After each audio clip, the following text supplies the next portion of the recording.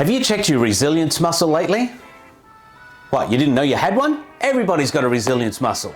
But it's like every other muscle, depending on how we exercise it and how we push it and how often we use it, determines how strong that actual resilience muscle is.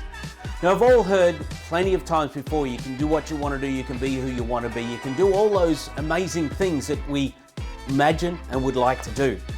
But it's a resilience factor that makes a big difference, using that resilience muscle. When I look at some incredibly successful people or people who've lived the dream or the life that they want to live, and that may not be success in all of our lives, but it's the life that they want to live and being the person that they want to be, there is a resilience factor with each and every single person. They don't just let things come up and push them to the side and then give up and go another way. They actually push through the resilience factor. And it's this muscle that we use to push through to become the person we need to be. So when things come up against us, we still got to push it through. So now, life could have given us anything in the past. And sometimes it makes it harder to be able to push through things because we're still dealing with the past. It's dealing with that, letting go of that, and being able to push forward, which is incredibly important.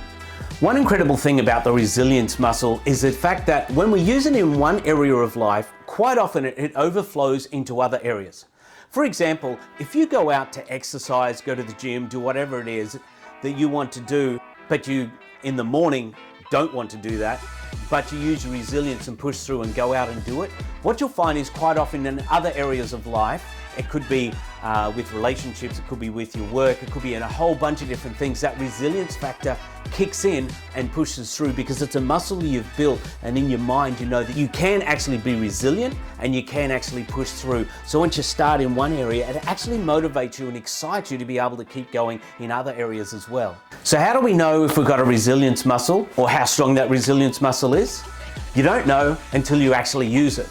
And one of the best things to do, not only for now, but in the future as well, is to actually challenge yourself, challenge myself to be able to do more things when I don't feel like getting up in the morning. For example, this morning, I did not feel like getting up early to go out. It was pitch dark, it was very cold, but going out to the gym. But when I got out there and I started doing it, I really enjoyed it. And then I came home and the temperatures are getting pretty cool right here at the moment, and I knew I had to have a cold shower because that's part of what I do in my morning routine, probably about 5 or 6 days a week.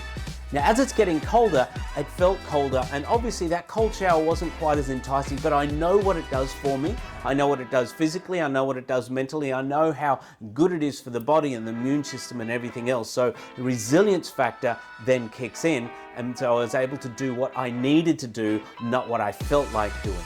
Resilience muscle. How you going building that one up?